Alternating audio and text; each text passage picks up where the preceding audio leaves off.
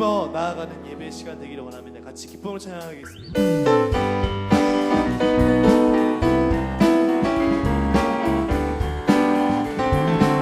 예수 십자가에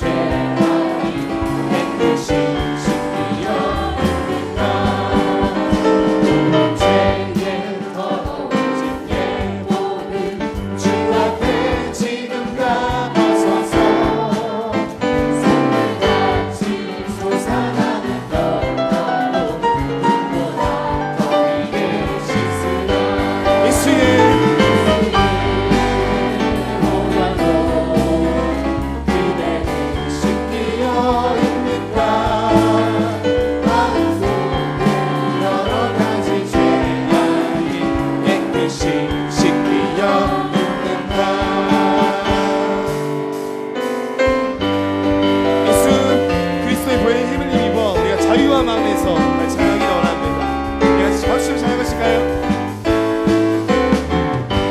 오 자유 오 자유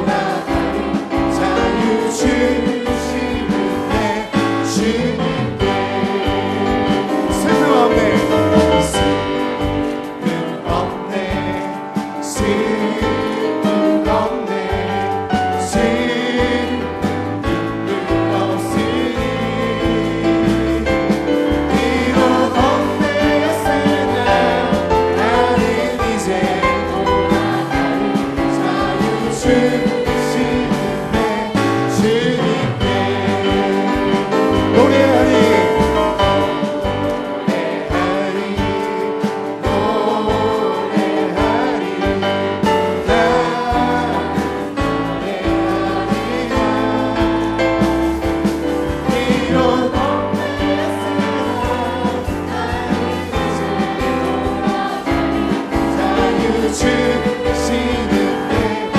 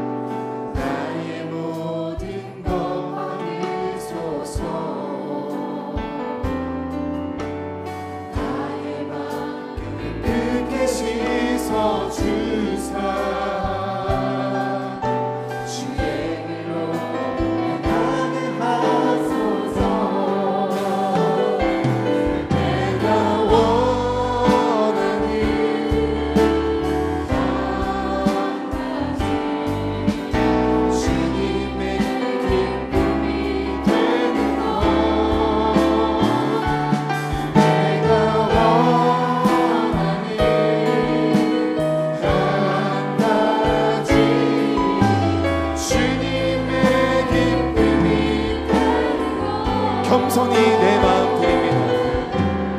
겸손히 내 마음 드립니다. 나의 모든 것 받으소서. 나의 마음 깨끗게 나의 마음 깨끗게 씻어 주사. 주의 길로 나가게 하소서. 내가 원하는 한 가지 내가 원하는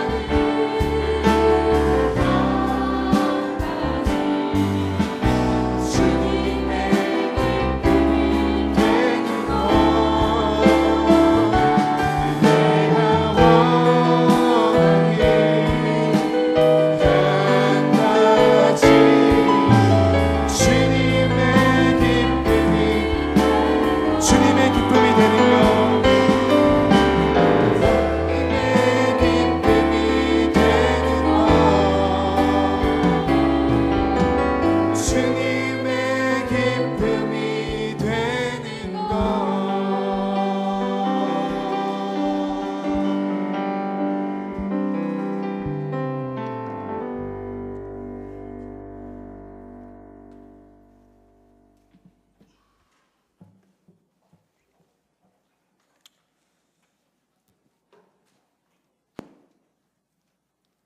(2018) 한림교회 장학구 헌신예배를 시작하겠습니다.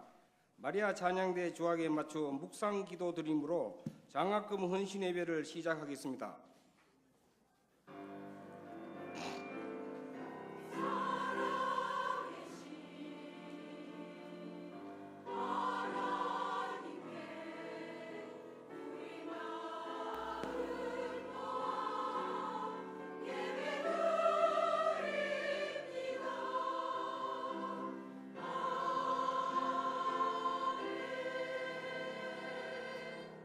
다 같이 신학 고백하겠습니다. 나는 전능하신 아버지 하나님 천지의 창조주를 믿습니다. 나는 그의 유일하신 아들 우리 주 예수 그리스도를 믿습니다. 그는 성령으로 잉태되어 동정녀 마리아에게서 나시고 본디오 빌라도에게 고난을 받아 십자가에 못 박혀 죽으시고 장사된 지 사흘 만에 죽은 자 가운데서 다시 살아나셨으며 하늘에 오르시어 전능하신 아버지 하나님 우편에 앉아 계시다가 거기로부터 살아있는 자와 죽은 자를 심판하러 오십니다. 나는 성령을 믿으며 거룩한 공교회와 성도의 교제와 죄를 용서받는 것과 몸의 부활과 영생을 믿습니다. 아멘. 찬송 270장입니다.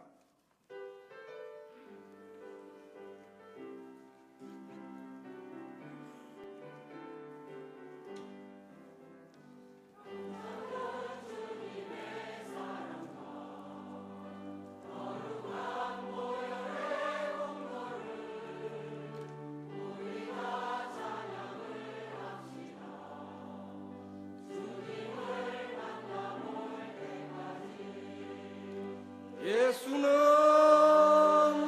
우리를 깨끗게 하시는 주시니 그의 피 우리를 눈보다 더 희게 하셨네.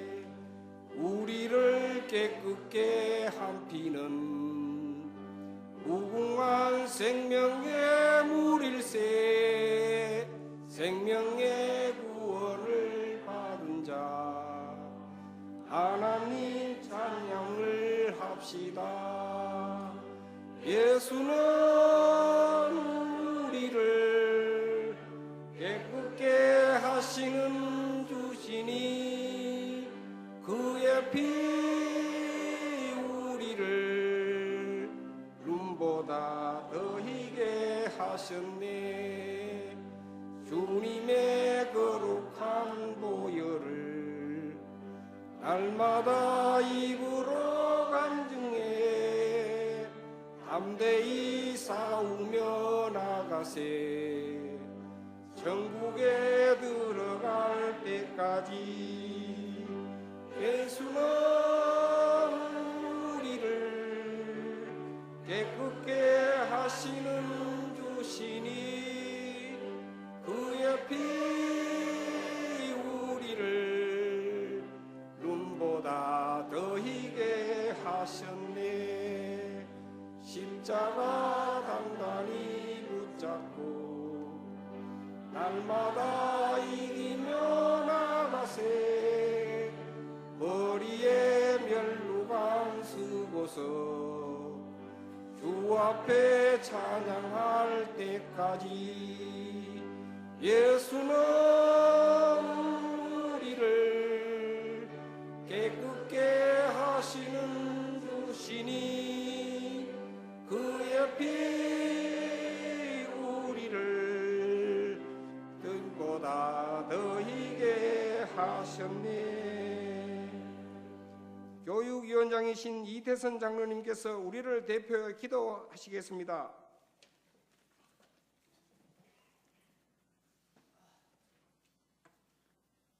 사랑이 많으시고 자비하신 아버지 하나님, 이 시간 저희들 머리 숙여 감사를 드립니다.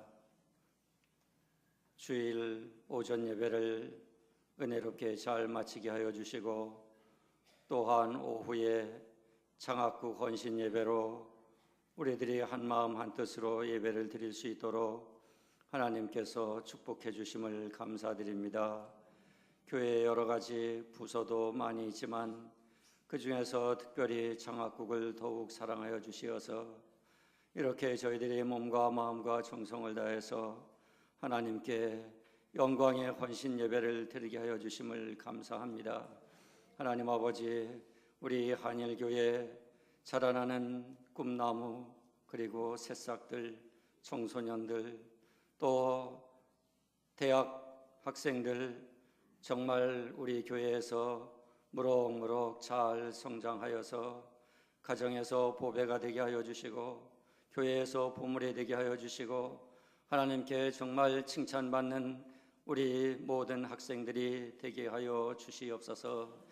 하나님 아버지, 그들이 공부할 때에 부족함 없게 하여 주시고 공부하고 싶은데 경제적으로 어려움이 있어서 못하는 일이 없도록 하나님께서 특별히 인도하여 주시옵소서.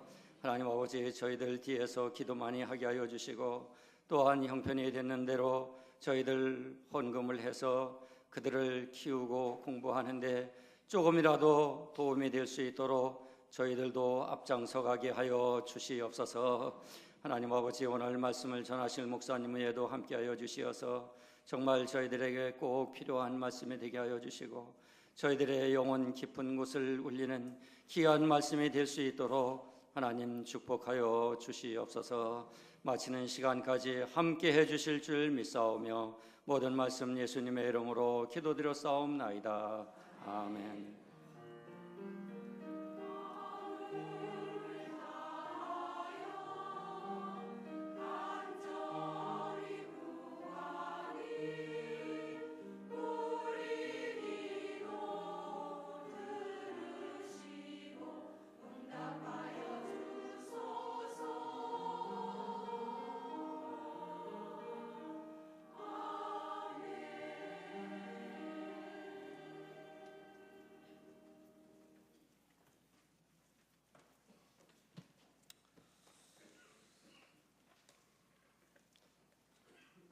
오늘 우리에게 주시는 하나님의 말씀은 출애굽기 3장 4절에서 12절 말씀입니다.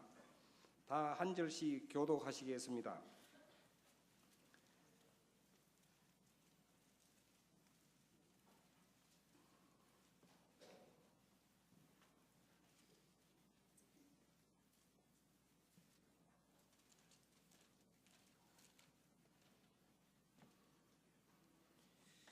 다 찾으신 줄 아시고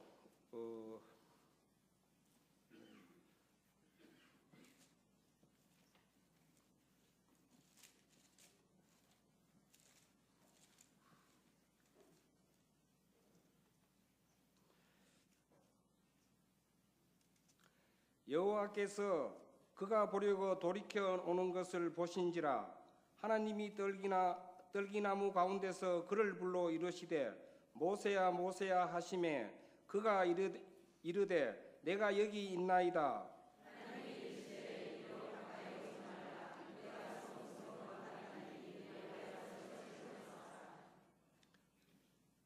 또 이르시되 나는 내 조상의 하나님이니 아브라함의 하나님, 이삭의 하나님, 야곱의 하나님이라. 모세가 하나님 배웠기를 두려워하여 얼굴을 가리매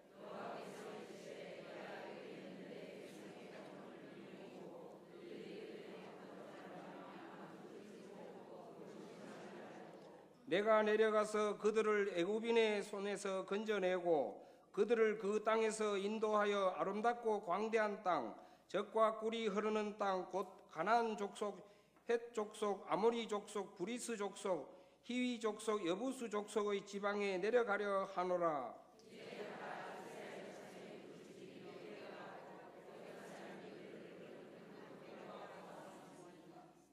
이제 내가 너를 바로에게 보내어 너에게 내 백성 이스라엘 자손을 애굽에서 인도하여 내게 하리라.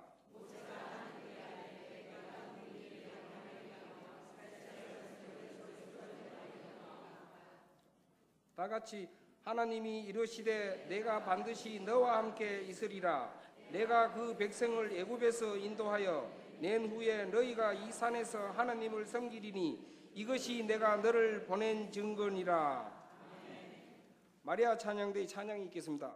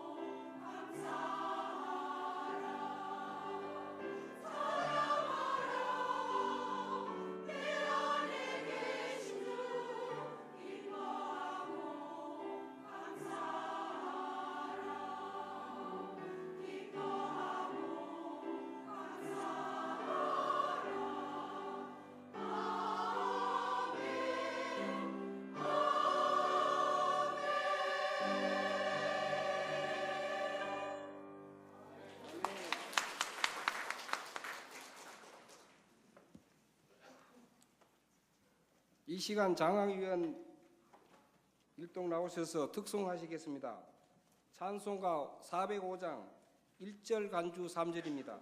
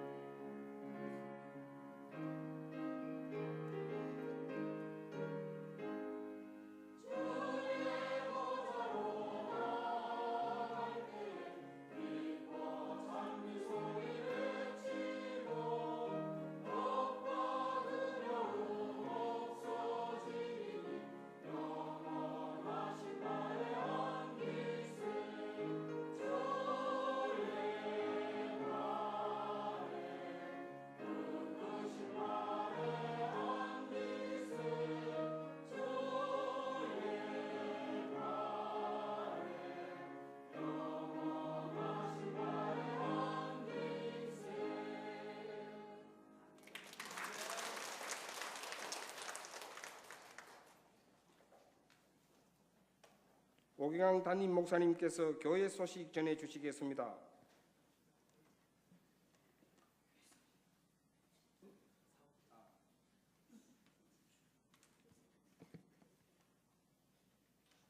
우리 장학 사업 보고가 있겠습니다.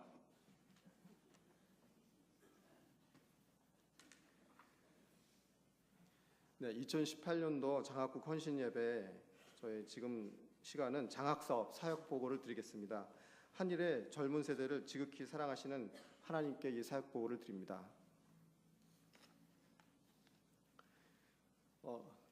글씨가 작아서 잘 안 보일 텐데요. 위에 있는 칸은 2017년 7월 그러니까 하반기부터 2018년 6월 올 상반기까지 1년간 지금 장학 헌금 내역입니다. 작년 하반기에는 540만 원 정도가 장학 헌금을 주셨고요. 그 다음에 올 2018년 상반기에는 420만 원 정도, 그래서 합계가 963만 6,500원의 장학 헌금이 있었습니다. 그리고 장학국에서 하는 유일한 수익 사업이 있습니다. 자판기 수익 사업이 있는데요.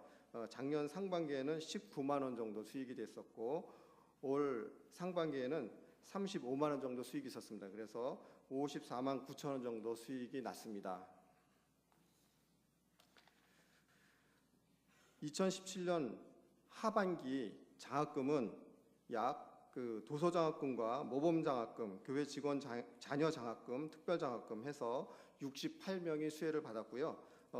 지급된 금액은 1,085만 원이 지급이 되었습니다. 그리고 2018년 상반기에는 17명이 수혜를 받았고 1,390만 원이 지급이 되었습니다.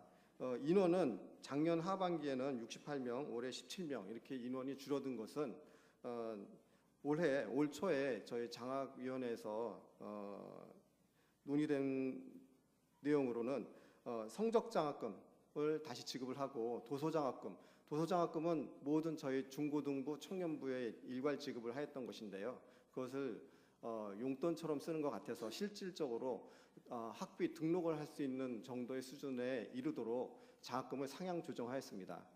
그리고 청년부에 교회 봉사를 유도하는 차원에서 모범장학금은 교사 헌신을 하고 있는 청년들에게 지급을 하는 형태로 해서 내용을 바꿨고요. 그래서 17명이 수혜를 받았고 1,390만 원이 수여가 됐습니다.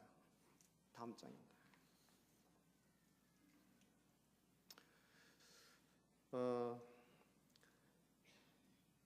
2017년도 하반기와 2017년도 상반기 합쳐서 2,475만 원의 장학금이 지급이 되었습니다. 그 장학금을 구성하는 재원은 장학 헌금이 아까 말씀드린 대로 963만 6,500원이고요. 그 다음에 교회 재정 보조가 1,456만 3,508원입니다.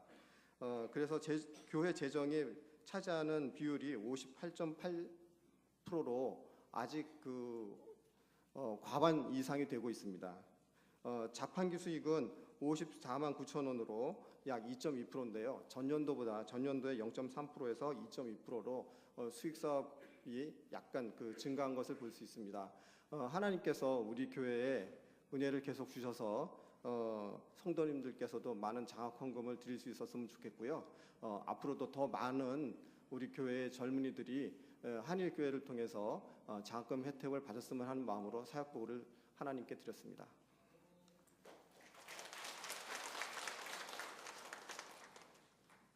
우리 장학국의 특송과 보고를 우리 하나님께서 영광 받으신 줄로 믿고요. 또 우리 성도님들께도 아마 큰 도움이 되신 것 같습니다. 이제 오늘 말씀을 증거하실 목사님을 잠시 소개를 해드리려고 합니다. 미리 광고가 나간 것처럼 다른 소개가 필요 없습니다. 우리 교단에서 우리 교단 목회자를 양성하는 기관이 천안에 있는 고려신학대학원인데 우리 고려신학대학원의 원장님이신 신원화 교수님께서 오늘 말씀을 증거하시려고 오셨습니다. 가을에 일정이 참 많이 바쁘신 중에 또 우리 이게 일정과 딱 맞아서 오시게 된 것 참 너무나 감사하고요. 제자로서는 영광스러운 일이기도 하고요. 저를 비롯한 우리 모든 목사님들 또 강도사님들이 다 이제 우리 신원화 교수님 제자입니다. 다 신학대학원에서 이제 이렇게 배우면서 잘 자라서 이렇게까지 잘 자랐습니다. 그래서 제자된 입장으로서는 참 이제 오랜만에 뵙기 때문에 너무나 감사하고 또 기대가 하는 마음이 많고요. 또 하나님께서 우리 교수님을 통해서 우리 오늘 장학구 헌신 예배에 우리 성도님들에게 꼭 필요한 말씀을 전해 주실 줄로 믿습니다. 교수님, 목사님 나오실 때 우리 할렐루야로 함께 환영하도록 하겠습니다. 목사님 나오시겠습니다. 할렐루야.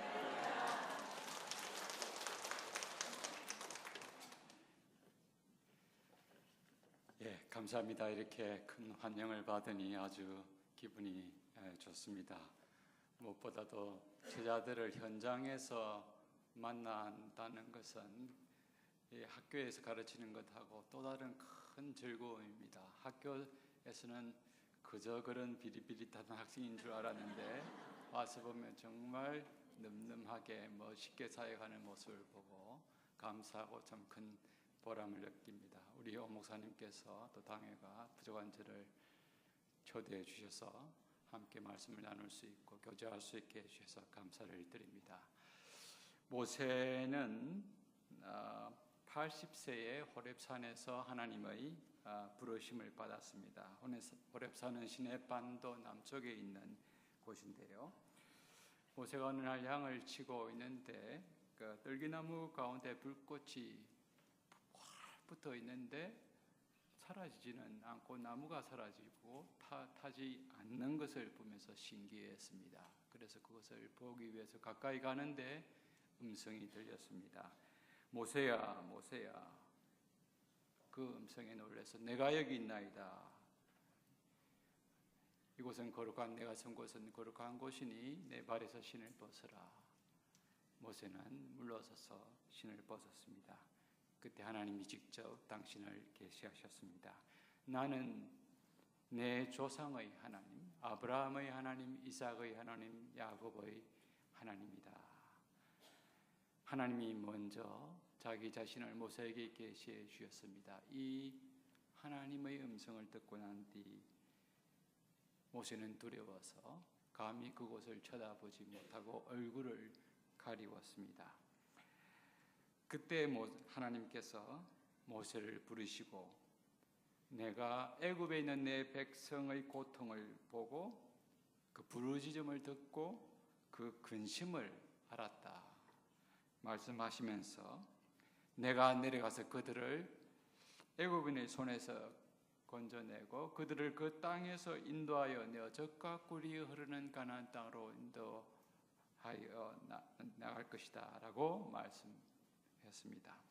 이 말씀을 하신 뒤에 이어서 하나님은 모세에게 모세가 해야 할 사명을 주십니다. 9절 10절에 보면 그 내용이 나오는데요. 이제 가라. 이스라엘 자손의 부르짖음이 내게 달하고 애굽 사람이 그들을 괴롭히는 학대를 내가 보았도다. 이제 내가 너를 바로에게 보내어 너에게 내 백성 이스라엘 자손을 애굽에서 인도하여 내리라. 이 명령을 들은 모세는 내 주의 종이 여호와께서 명령하셨사오니 그들을 행하리이다. 이렇게 답할 뻔한데 그렇게 대답하지 않았습니다. 내가 누구이기에? 이전 개역 한글 성경에는 우리 익숙한 표현, 더 멋들어진 마음에 와닿는 표현을 썼습니다. 내가 누구 관대, 내가 누구 관대 나를 부르시고 가라 하시나이까.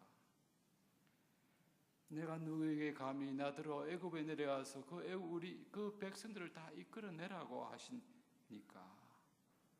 이 대답은 모세가 스스로를 어떻게 인식하고 있는지를 잘 드러내주는 말입니다.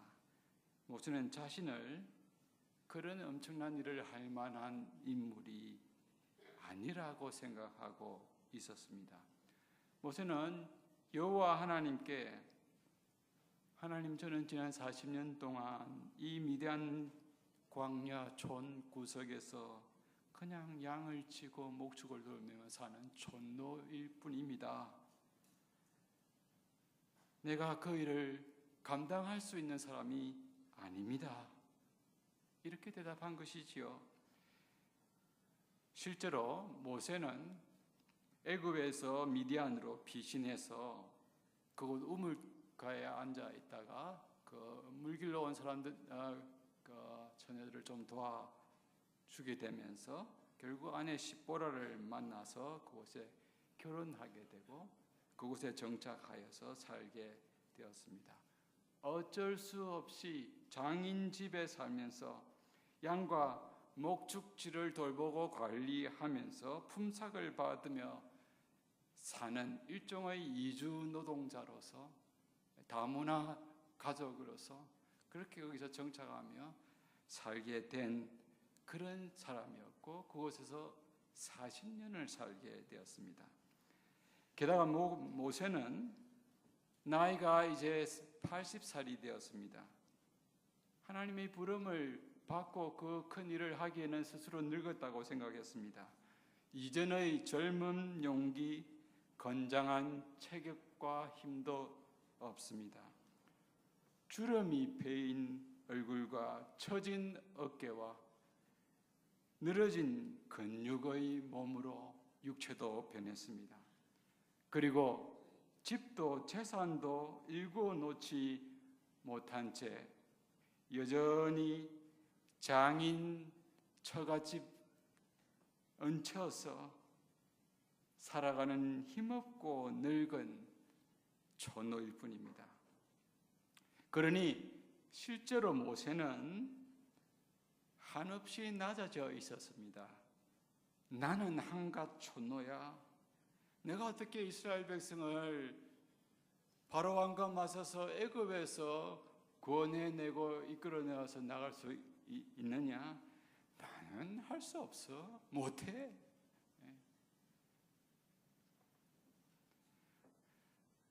이렇게 말하고 생각했던 모세는 그런데 실제적으로 젊었을 때 40년 전에는 어땠을까요? 그때 모세는 너무나 달랐습니다. 자기는 할 수 있다는 자신감에 차 있었던 인물이었습니다. 자신이 나서면은 어떤 일도 할 수 있고 자신의 판단력과 힘과 명철함으로 사태를 제대로 파악하고 분석해서 해결할 수 있는 사람이라고 생각했고 또 이스라엘 백성을 구할 수 있다고 생각을 했습니다. 실제로 그는 애굽 땅에서 바로의 공주의 아들로 자랐습니다. 왕실에서 왕자로 왕실 교육을 받으면서 자랐습니다. 그는 당시의 그 고대 근동 문화와 학문에 이미 능통했습니다. 사도행전 7장 22절 이후를 쭉 보면요, 스데반이 유대인들에게 구약의 역사를 쭉 살피면서 예수 그리스도를 전가하는 그 내용이 나오는데요. 그 가운데 한 대목이 모세에 관련된 내용이 나옵니다. 그곳에서 스데반은 모세에 관해서 이렇게 설명합니다. 모세가 애굽의 모든 지혜를 배워 말과 그 하는 일에 능했느니라. 모세가 애굽의 모든 지혜를 배워 그 말과 그 하는 일에 능했다. 그런데 여기서 말이라고 하는 말은 단순히 우리가 지금 사용하는 이런 말, 언어를 가리키는 것이 아닙니다. 훨씬 포괄적인 의미인데요. 여기서 쓴 말은 로고스 헬라어인데 헬라의 복수로 로고이 말들, 언어들, 항을 가리키는데 이것은 단순히 말뿐만 아니라 이치, 도리로 번역이 되는 단어이지요. 이것은 결국은 그 당시의 학문들을 포괄하여 가리키는 말이라고 할 수 있습니다. 실제로 1세기 유대인 역사학자였던 알렉산드리아 필로는 그의 책에서 모세에 대해서 설명을 하면서 모세는 바로의 궁전에서 애굽의 모든 학문을 익혔고 애굽 랭귀지 언어뿐만 아니라 고대에서 내려오는 고대 근동의 여러 문자들을 배웠고 당대의 국제 언어였던 아수르, 시리아의 언어도 배웠고 기하학과 지리학도 배웠다. 실제로 당시의 외국에서의 학자들을 초청하여서 왕실에서 논리학과 수사학까지도 배웠다라고 필로는 비타 모제스라는 그 책에서 이렇게 기록을 해놓고 있습니다. 모세는 당시의 학문에 능한 늠름한 왕제였습니다. 뿐만 아니라 일에도 능했다 되어 있습니다. 사도행전 스데반의 설명이죠. 여기서 일들이라 하는 것은 에르게라는 헬라어인데요. 이 말은 단순히 오늘 우리가 하는 그런 work를 말하는 것이 아닙니다. 이것은 실무 능력, 일들을 이렇게 잘 이렇게 관리하고 처리하는 행정 능력을 말하는 겁니다.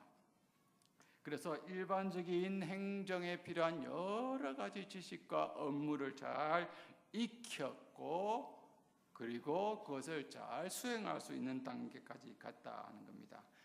그런데 이것뿐만 아니라 이것은 조금 더 포괄적인 내용인데요.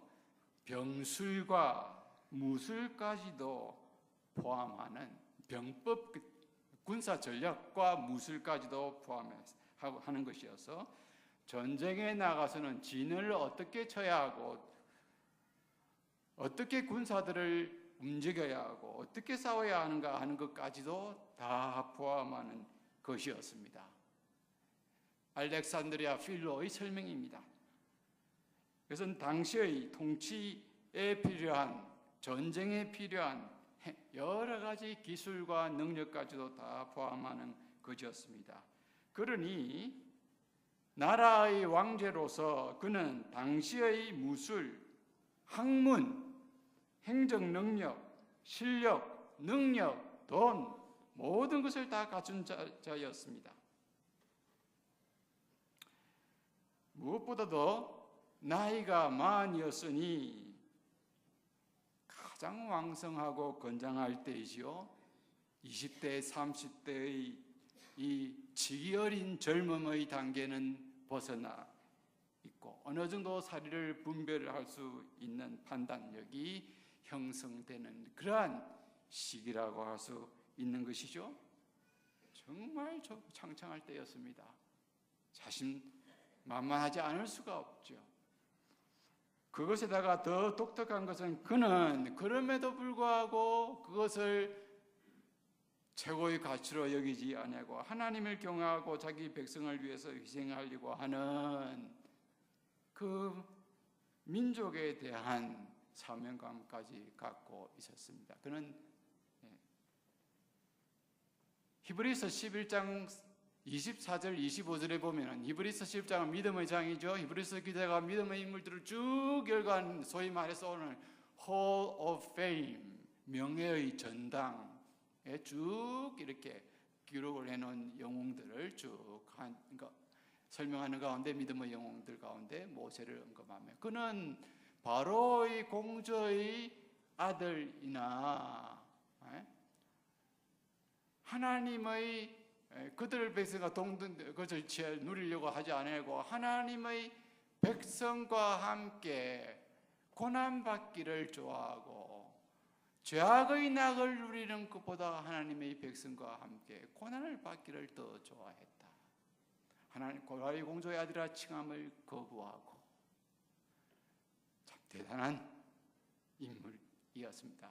어떻게 보면 모든 것을 갖춘 그런 사람이라고 할 수가 있습니다.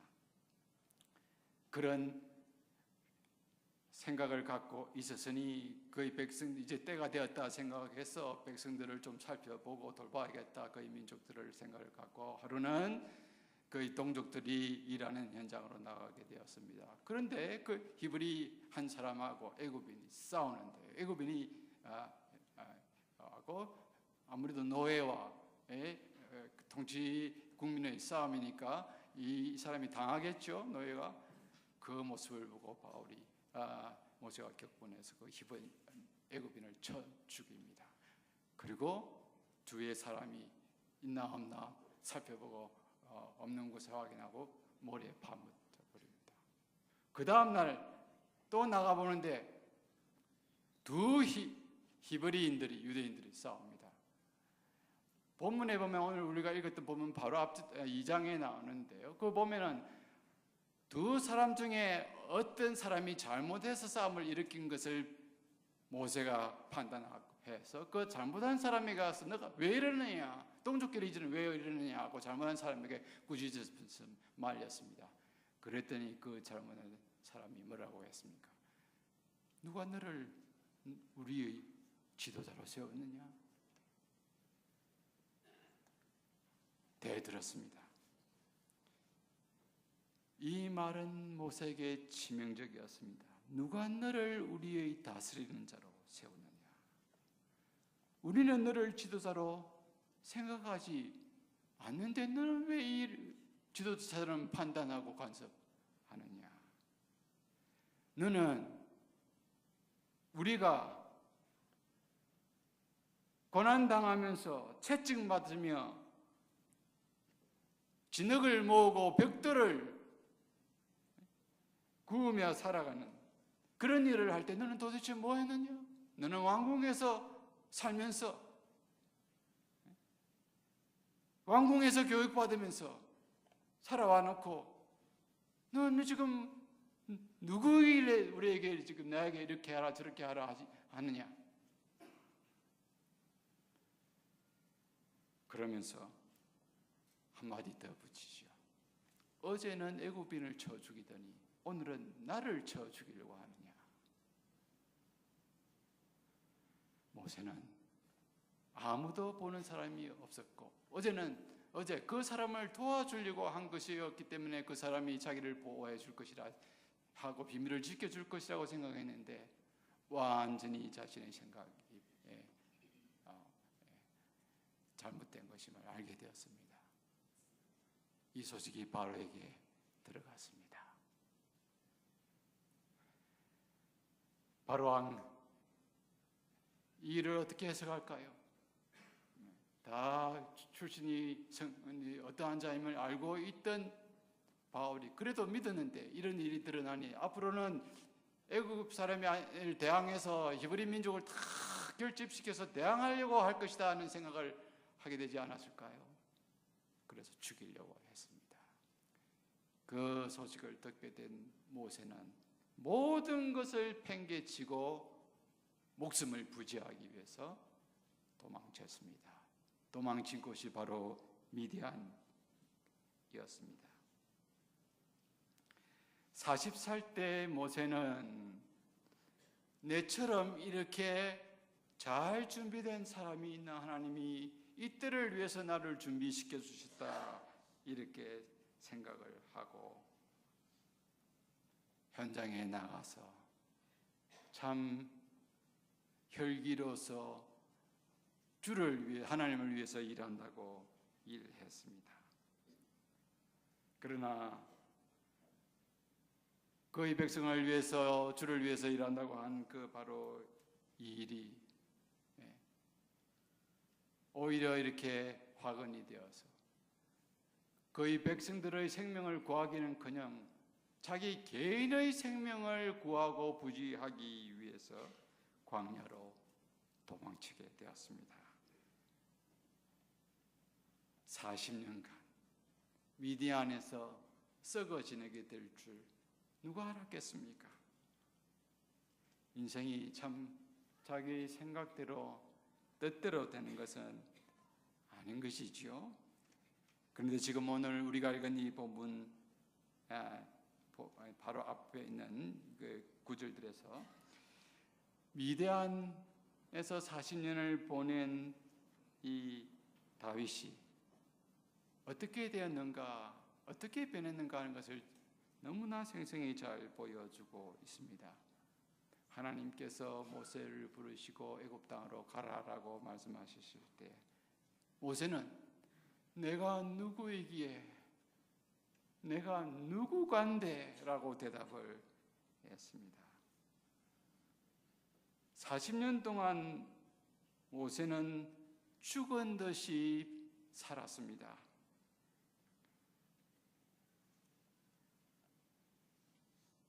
실제로 그는 아무도 없는 곳에서 무식한 사람들이 모여있는 그 가운데서 양을 돌리며 목축을 하면서 그냥 이름 없이 묻혀서 그렇게 지냈습니다. 많은 학자들은 그 미디안의 이드로, 장인 이드로와 그 딸 시보라 그 동족들은 베두인족 속으로 분석합니다. 지금도 내려오고 있지요. 이들은 양을 치고 사는 목축인 유목인으로서 일반적으로 지식이 없는 그런 무식한 자들이었습니다. 쉽게 말하면은 모세하고는 말이 통할 수가 없지요. 말이 너무나 경험과 또 배운 것이 삶의 배경이 다른 것이기 때문입니다. 장인, 처남 그리고 그 주위의 동족들 말할 필요 없고 아내 시보라도 별로 다르지 않는 사람이었을 겁니다. 어떤 학자들은 우리 학교에 언어를 아주 참 많이 분석하는 교수님 중에 한 분이 계신데요. 그분은 이 시보라 이름은 본래 뭐였나 하면 치보라라는 말에서 왔는데 이것은 작은 새라는 의미를 지닌 단어다. 그렇게 설명을 합니다. 이것에서 이 작은 새의 동사는 차파르라는 이건데 이 동사가 되면은 차파르 짹짹짹짹 거리다 한 겁니다. 이것은 오늘로 말하면 트위터입니다. 트위터. 트럼프 대통령이 트위터를 많이 하죠. 늘 짹짹거립니다. 예, 하죠. 그래서 그 교수님은 시보라는 짹짹거리는 여자였을 것이다. 이 말은 무슨 말이죠? 잔소리 많이 하고 남편에게 바가지도 많이 긁는 여자였을 것이다. 그래서 모세는 40년 동안 무식한 사람들 곁에서뿐만 아니라 바로 옆에서 늘 짹짹거리는 부인의 바가지를 긁히면서 면박을 달하면서 잔소리를 들으면서 살았을 것이다. 시달리면서 성화되었다는 것이죠. 시달리면서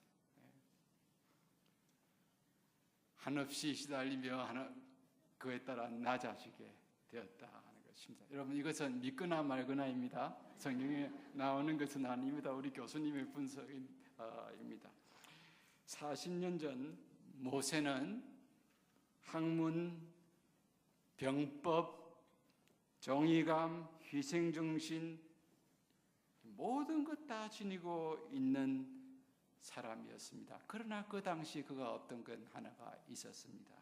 소위 오늘 말로 하면 2%가 부족한 것이죠. 그러나 그 2%는 절대적인 것이었습니다.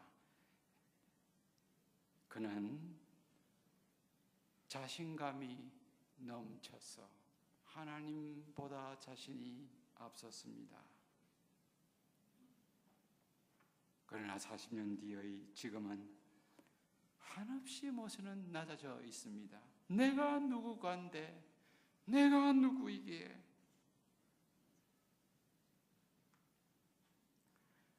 광야에서 미디안 무식한 사람들 가운데서 이주 노동자로 들어와서 지내게 되면서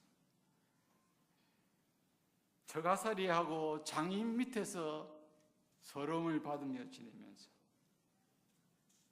마치 조상 야곱이 그랬던 것처럼 낮에는 뜨거운 햇볕 아래서 밤에는 찬 이슬을 맞으면서 양을 치는 기계적인 일을 하지만 자기 재산은 하나도 모으지 못하는 그런 삶을 살면서 한없는 비하감 갖고 자신감도 완전히 바닥에 떨어진 상태로 살고 있었습니다. 나는 할 수 없다. 이대로 그냥 이렇게 사는 거다. 살다가 죽는 것밖에 없다. 모세는 나이 80에 비로소 자신을 제대로 알게 되었습니다. 나는 별 수 없는 별것 아닌 사람이다. 공자는 40의 부록이고 50의 지천명이다 그랬죠. 그런데 모세는 40, 50, 60, 70이 아니라 80에 이르러서 비로소 자기가 누구인지를 알게 되었습니다. 낮아질 대로 낮아진 때에 자기가 누구인지 제대로 알게 되었습니다. 그래서 하나님께 가라라고 하셨을 때 내가 누구이기에 저곳에 가리까? 나는 갈 수 없는 사람입니다.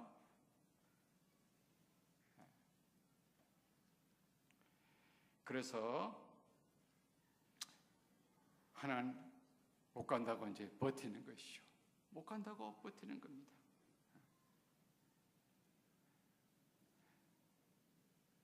내가 누구에게 가라고 합니까? 하나님께 반문하고 질문합니다. 그런데 하나님 그때 어떻게 대답하십니까? 그래, 너는 이러한 사람이다.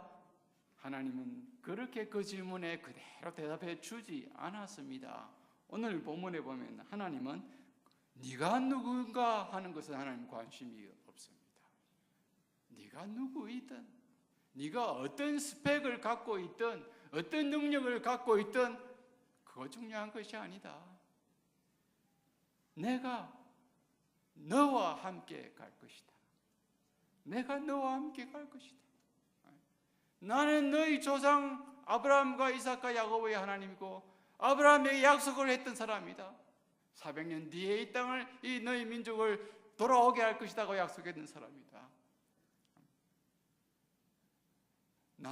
내가 너와 함께 할 것이다.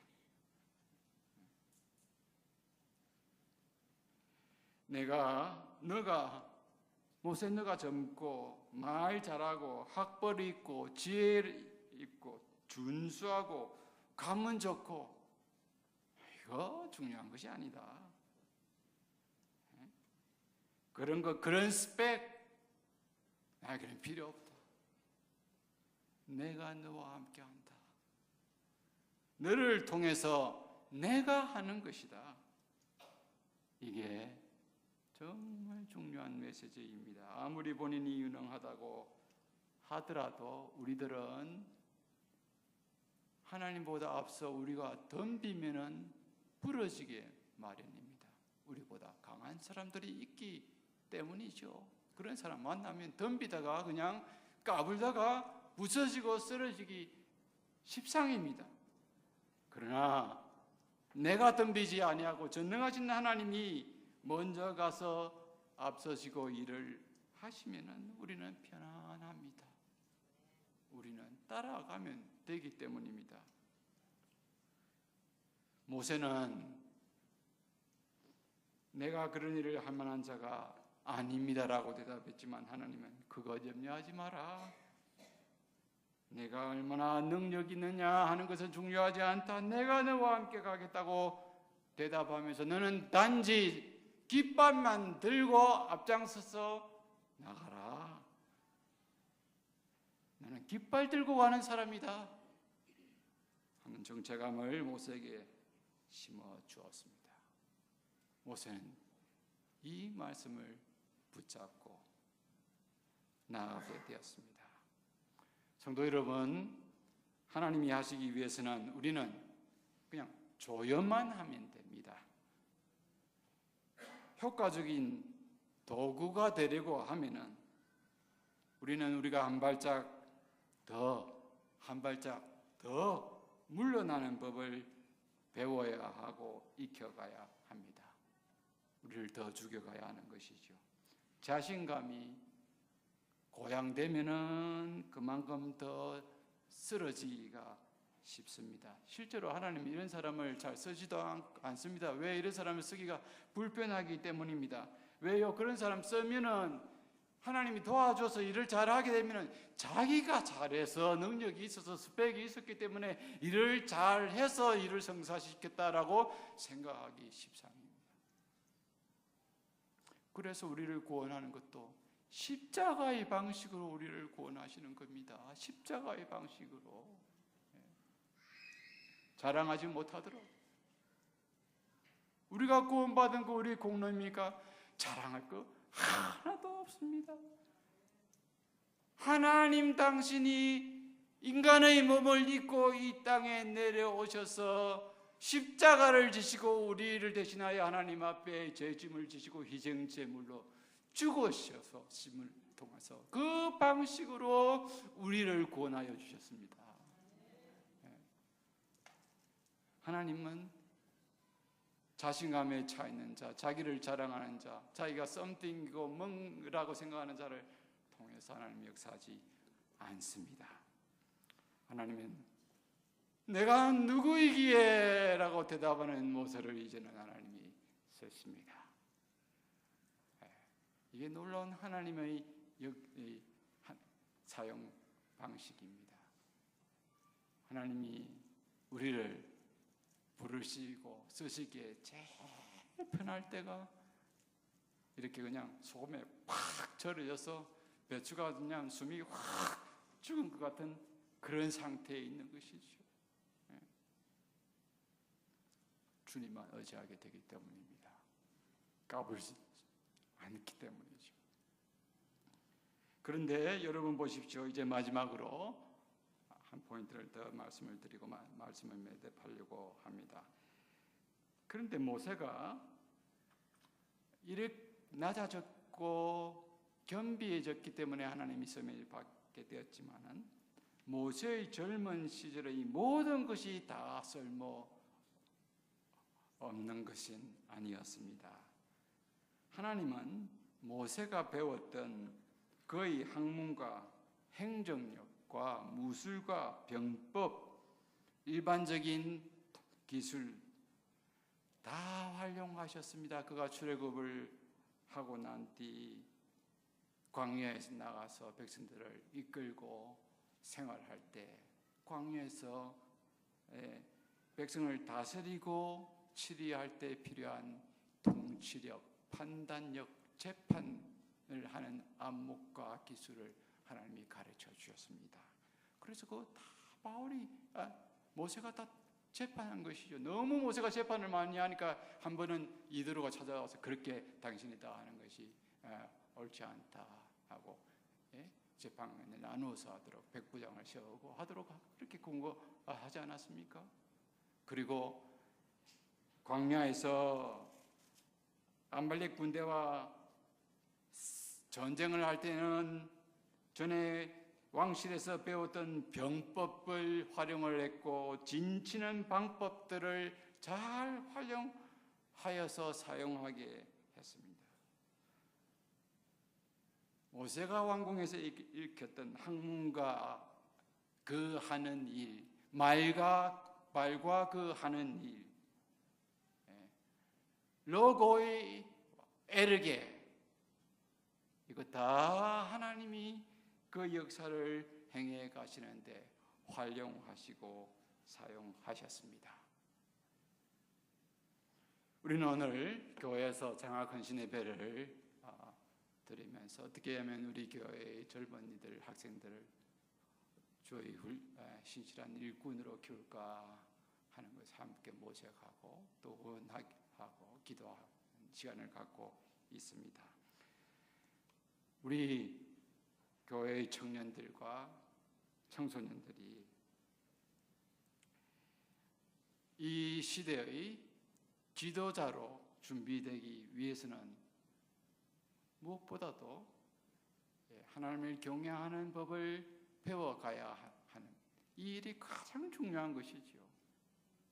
오늘 인류대학 나와가지고 다 서로 밟고 자기가 먼저 올라가려고 하고 서로 죽이려고 하고 서로 모함하고 중상하고 부정을 행하고 하는 사람들이 얼마나 많습니까? 하나님 두려워하지 않아요. 보십시오. 전 정권들 영화를 누렸던 그 사람들이 지금 다들 어디에 있습니까? 지금 이 정권도 확신할 수 없습니다. 일반적으로 진보 정권은 교만합니다. 우리는 바르게 살려고 노력해 왔어. 이게 더 무서운 것이죠.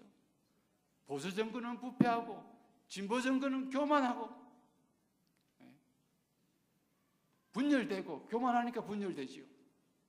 일반적인 일입니다. 일반적인 말들이죠. 이 정권 보십시오.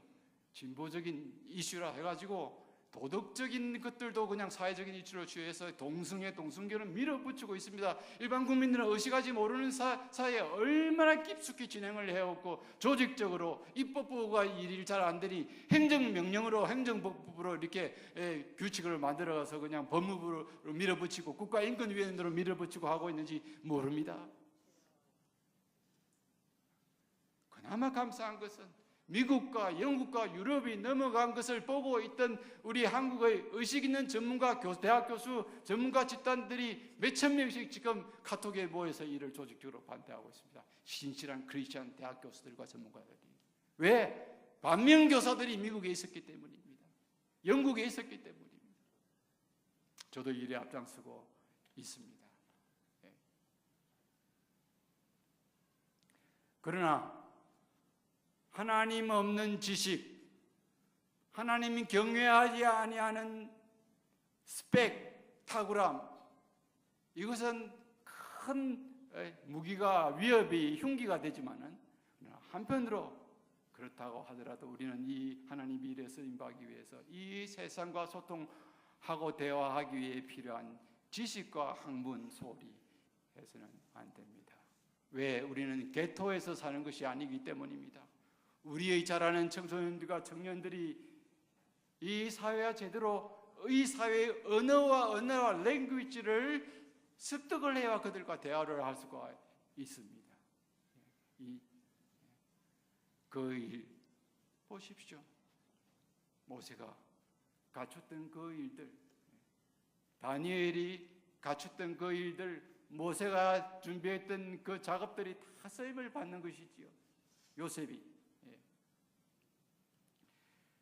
우리는 우리 자녀들에게 하나님 경외하는 법을 가장 최고의 지혜로 가르치되 이 세상의 학문과 문화와 소통할 수 있는 능력, 이 로고이와 에르게를 습득하게 하는 일에도 소홀하게 내버려 두서는 안 됩니다. 사회에서 지도력을 발휘하기 위해서 신실하게 주님 경외하고 두려워하면서 지혜를 구하고 소피아를 얻고 로고스를 얻고 에르게를 추구하며 나아갈 수 있도록 그렇게 우리는 격려하고 이렇게 도와줘야 하리라고 생각합니다. 능력은 있는데 여건이 되지 못하는 아이들이 많습니다. 왜요?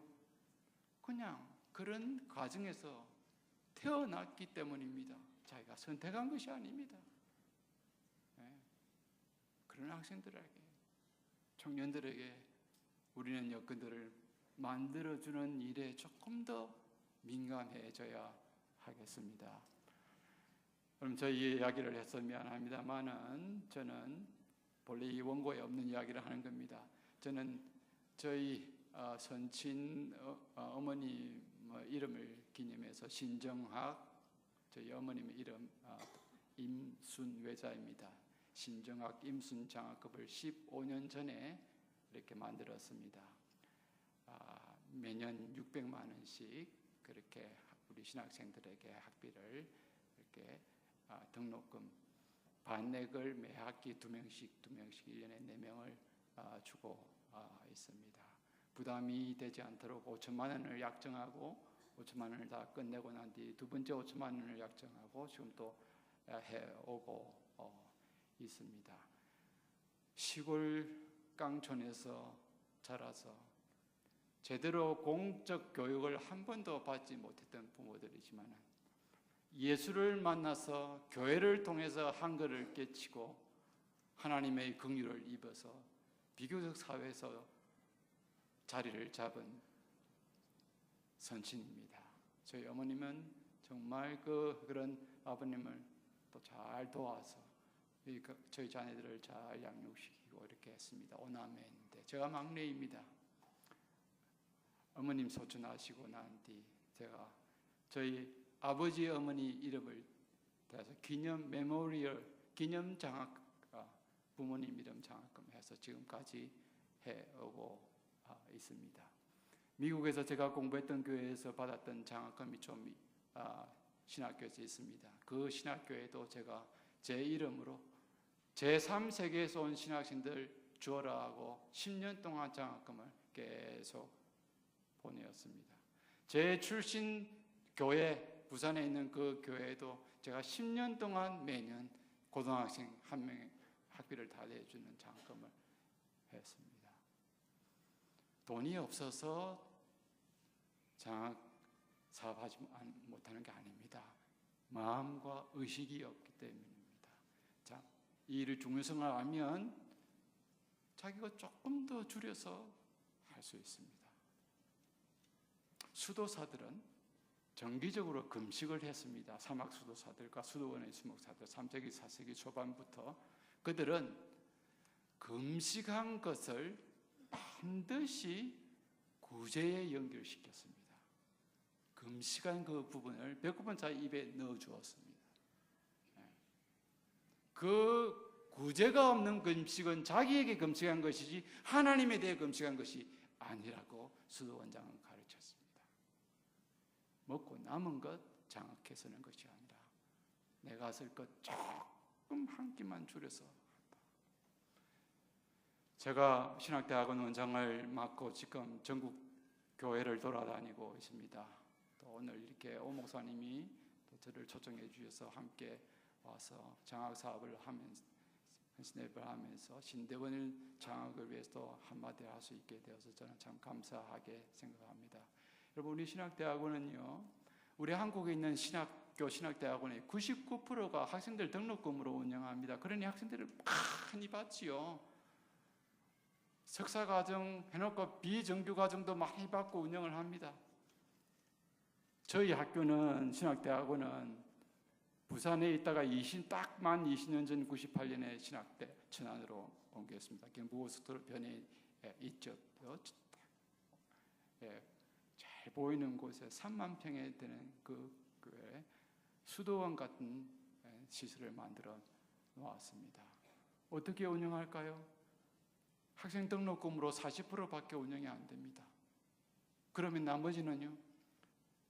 총회가 교단 총회가 한 20%를 도와줍니다.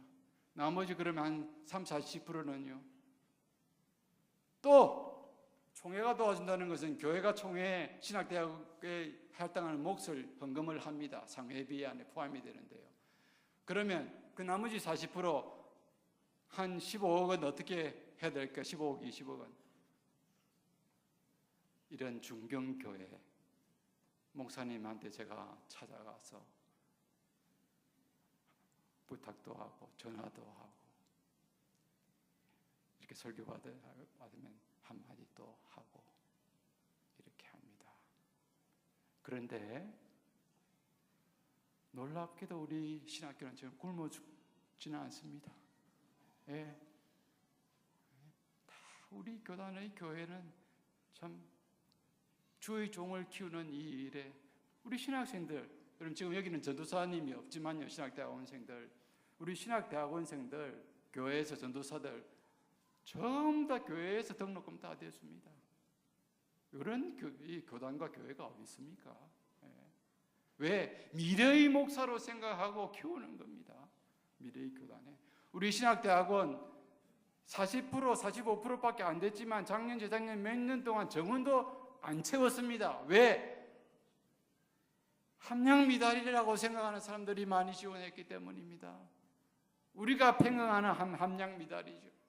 이런 학생 받아서는 미래 교회를 망치겠다 싶어서 안 받았습니다. 이런 이야기를 다른 신학대학 총장, 신대원장, 이 원장 모임에 가서 이야기하면 고려신학대학원은 배부르다고 그럽니다. 배부른 것이 아닙니다. 미래 교단을 살리기 위해서 그러는 겁니다.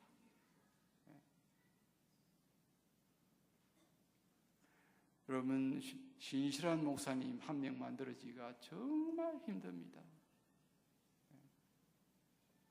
제대로 신학교가 이런 일을 감당할 수 있도록 여러분들 이 교회의 학생들을 키우는 이 조금만 관심을 또 신학교에 기울여서 목사님을 키우는 일에도 또 관심을 기울여 주시고 기도를 해 주시기를 바랍니다. 말씀을 맺습니다. 내가 누구이기에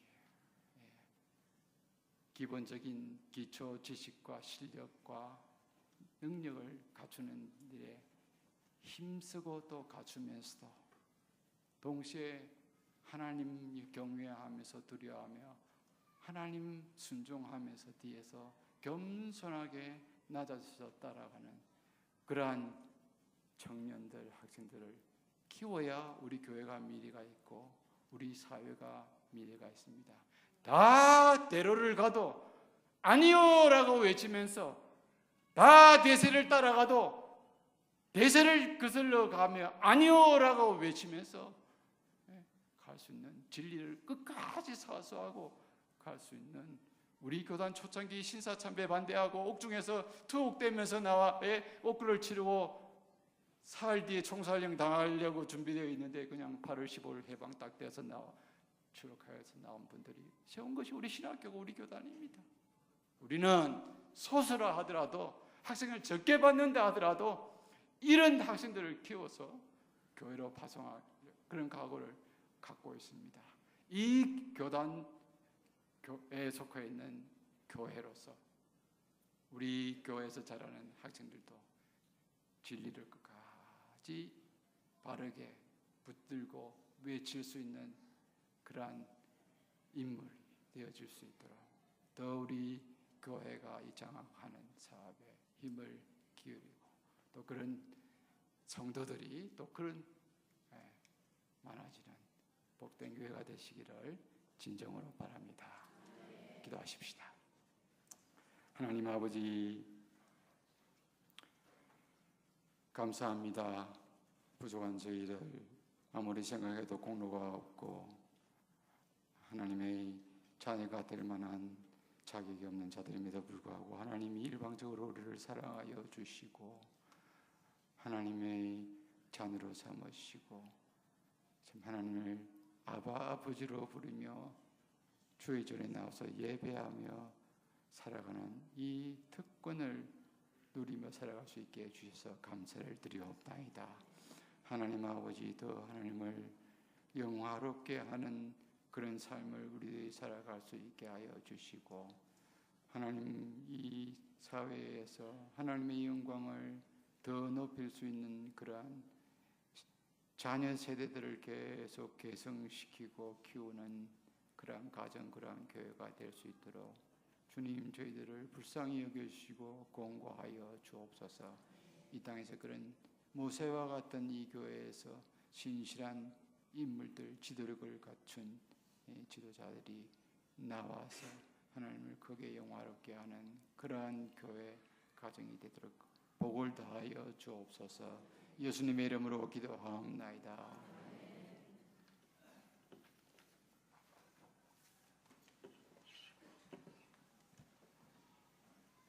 강사 목사님 좋은 설교 말씀에 좋은 은혜 받으실 줄 믿습니다.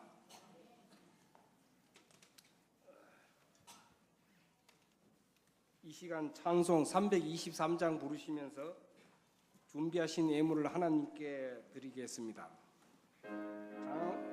장황위원들께서는 현금 수전을 부탁드립니다.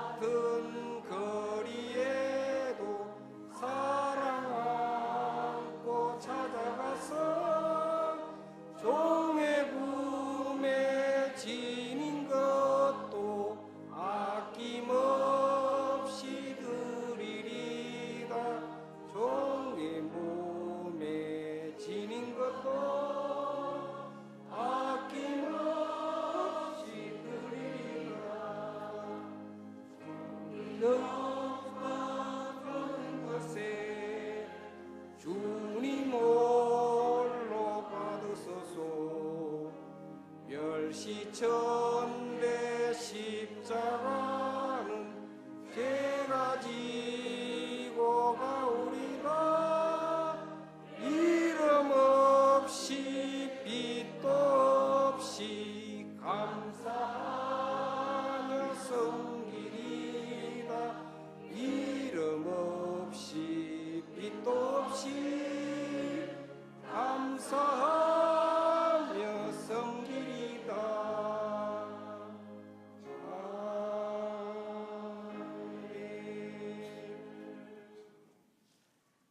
오경환 목사님께서 교회 소식 전해 주시겠습니다.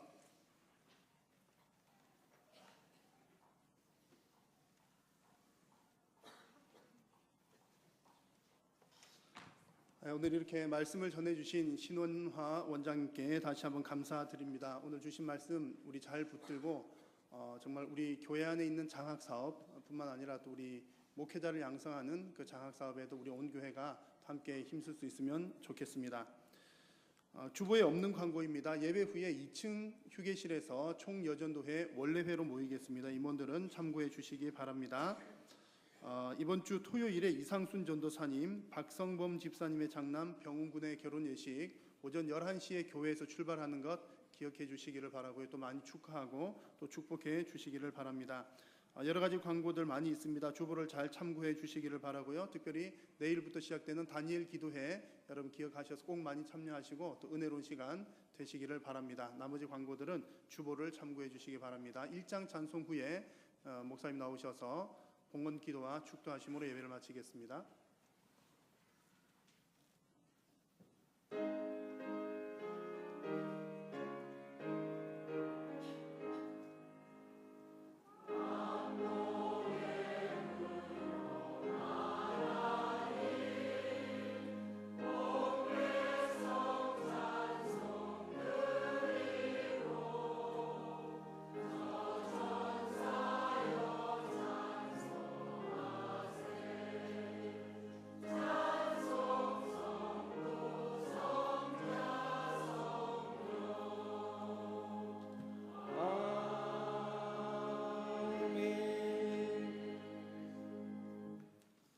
이상으로 장학국 헌신 예배를 마치겠습니다.